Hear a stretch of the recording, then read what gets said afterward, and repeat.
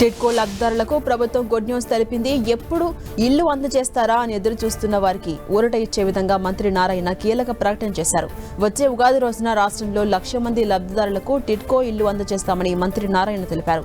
June నాటికి టిడ్కో ఇళ్లను పూర్తి చేయడంతో పాటుగా 2028 కల్లా ప్రజలందరికీ సురక్షితమైన తాగునీరు అందించే విధంగా ప్రణాళికాబద్ధంగా ముందుకెళ్తున్నామన్నారు నారాయణ.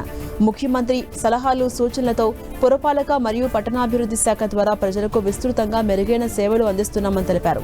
పట్టణ ప్రాంతాల్లో జనాభా రోజురోజుకు పెరుగుతుందని 2001లో 24.2% జనాభా ఉంటే 2011 నాటికి ప్రస్తుతం 36% ఉందని, 2047 నాటికి ఇది 60% పెరిగే అవకాశం ఉందని మంత్రి నారాయణ తెలిపారు.